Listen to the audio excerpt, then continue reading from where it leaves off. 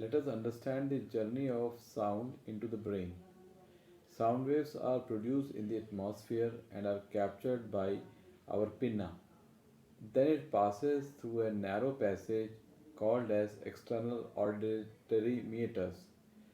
After passing into external auditory meatus, it strikes on the eardrum, which is a membrane like structure of the size of a 25 paisa coin. Sound wave makes the eardrum vibrate, which in turn vibrate three tiny bones of the middle ear called as malleus, incus, and stapes. These bones amplify and increase the sound and send them to cochlea. Cochlea is a snail like organ the size of a green pea which contains fluid which is called as cochlear fluid endolymph as such.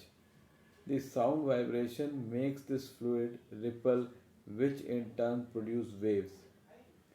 Hair-like structures called as stereocilia sit on the top of hair cells and are grouped together as hair cell bundles which reside inside the cochlea. Hair cell inside the cochlea ride over these waves and cause hair cell bundle to move.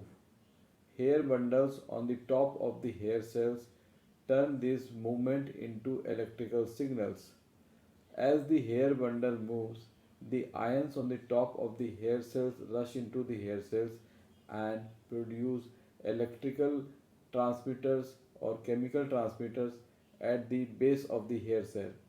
These chemical transmitters or chemicals they bind to the auditory nerve and produce an electrical stimulus which is then carried to the auditory nerve to the auditory cortex of the brain.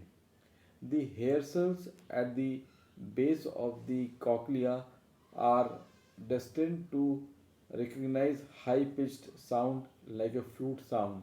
The hair cells at the top of the cochlea they progressively recognize lower frequency sound or lesser frequency sound.